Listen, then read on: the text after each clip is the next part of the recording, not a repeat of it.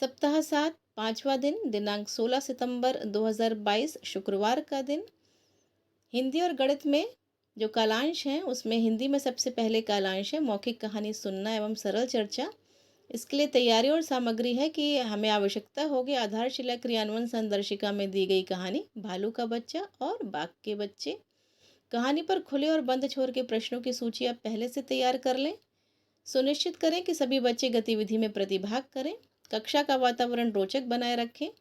कालांश की शुरुआत छोटी कविता से करें। कहानी को अपने शब्दों में स्थानीय भाषा में बच्चों को सुनाएं और बीच बीच में उनसे खुले छोर के प्रश्न भी करते जाएं। समाप्त होने के बाद आप बच्चों से पूछें कि उन्हें कहानी कैसे लगी और क्यों लगी। बातचीत को और समृद्ध बनाने के लिए कुछ खुले छोर के भी प्रश्न पूछें। लेखन कार्य के लिए आप बच्चों से कहें कि कहानी से संबंधित कोई भी चित्र बनाएं और आपस में अपने साथी को दिखाएं। शिक्षक देखें कि सभी बच्चे इस चर्चा में प्रतिभाग करें। बच्चों, आज हम एक कहानी पढ़ेंगे, भालू का बच्चा, बाघ का बच्चा। भालू आपने देखा है और बाघ वो भी आपने टीवी पर देखा होगा, चित्रों में देखा होगा, किताबों में देखा होगा। चलिए हम उन्हीं दोनों के बच्चों की कहानी पढ़ते हैं। भालू का बच्चा बगीचे में झूल रहा था। दो बाघ के बच्चे भी बगीचे में आ गए। हमें झूलने दो, बाघ के बच्चों ने कहा। इस पर झूल लो, भालू के बच्चे ने दूसरे झूले की ओर इशारा करते हुए कहा।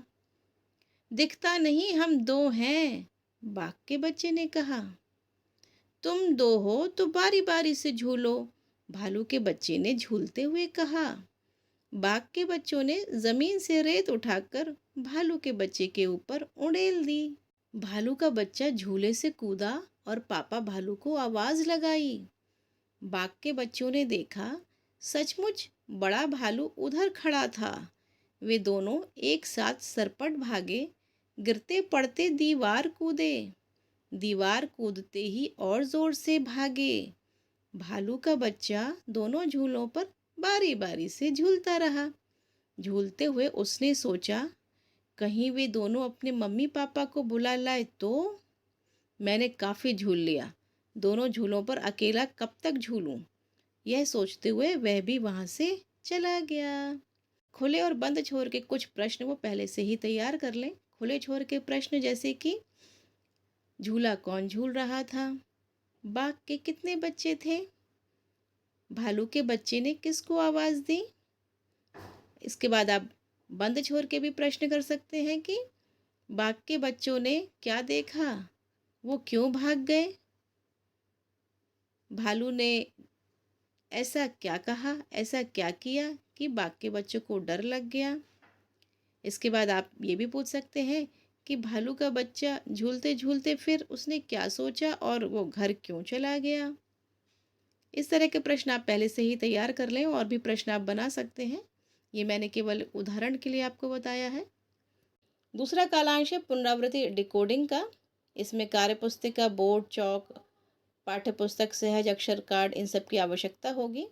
कालांश की शुरुआत में आप छोटी एक स्थानीय कविता बच्चों के साथ गाएं। फिर वर्ण पहचान के लिए पूर्व में उपयोग किए गए तरीकों से बच्चों को अब तक सिखाए गए वर्णों, अक्षरों को ध्वनि एवं प्रतीक पहचान, कक्षा में प्रदर्शित सामग्री और पाठ्यपुस्तक सहज में खोजने और अलग अलग तरीकों से इन्हें लिखने का अभ्यास करवाएं।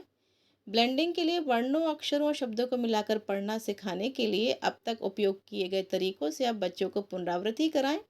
इसके लिए आप शब्द बनाओ, पढ़कर सुनाओ, इस गतिविधि का भी प्रयोग कर सकते हैं। इसके लिए शिक्षक बच्चों को छोटे समूहों में बांट दें और प्रत्येक समूह को 20 से 25 अक्षर कार्ड दे दें।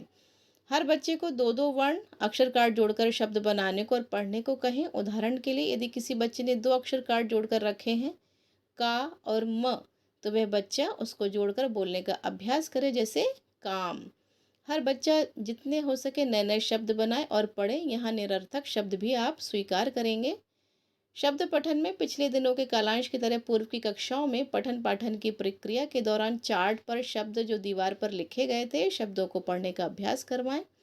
सभी बच्चे कार्यपुस्तिका के पाठ 49 पर काम करें और आवश्यकता के अनुसार आप उनकी सहायता करें। शिक्षक देखें कि सभी बच्चे कार्यपुस्तिका में कार्य करें।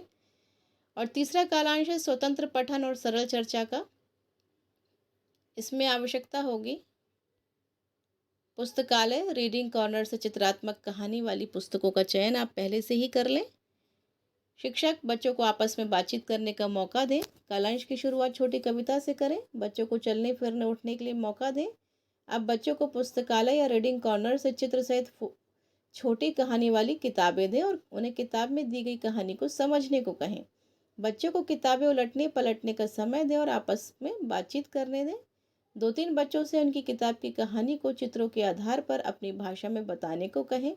बच्चे जैसी भी कहानी बताएं उसको आप स्वीकार करें और बच्चों को कहानी बताने में आप सहयोग भी करें। तो इस तरह ये थे हिंदी के तीनों कालांश। 5वें दिन पाठ 49 करना है कार्य पुस्तिका का। इसमें आ की मात्रा वाले शब्द आपको मिलाकर पढ़ना है और लिखना है।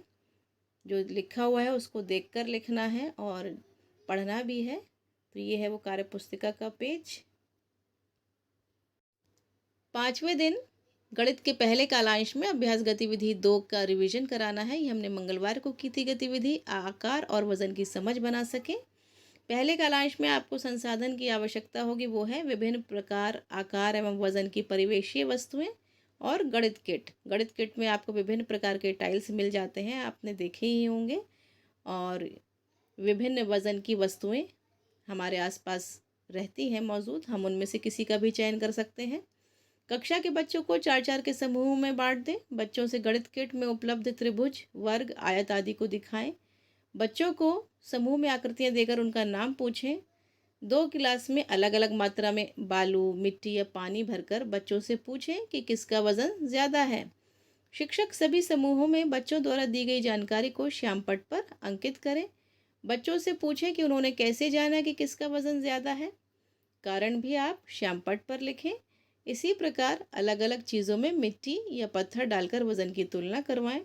सभी बच्चों की सहभागिता सुनिश्चित करें और अधिक से अधिक वस्तुओं का उपयोग करें।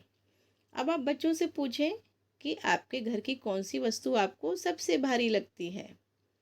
आपके घर की कौन सी वस्तु आकार में आपको सबसे छोटी लगती है।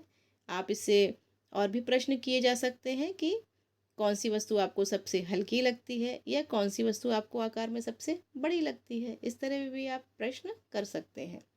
दूसरा कालांश है कार्य पुस्तिका का, उसका कार्यपत्रक हम देख लेते हैं। 5वें दिन आपको गणित में दूसरे कालांश में साप्ताहिक अभ्यास पर कार्य करना है। पहला अभ्यास है पतली वस्तु पर टिक और मोटी वस्तु पर क्रॉस। दूसरा है सही पर टिक और गलत पर क्रॉस।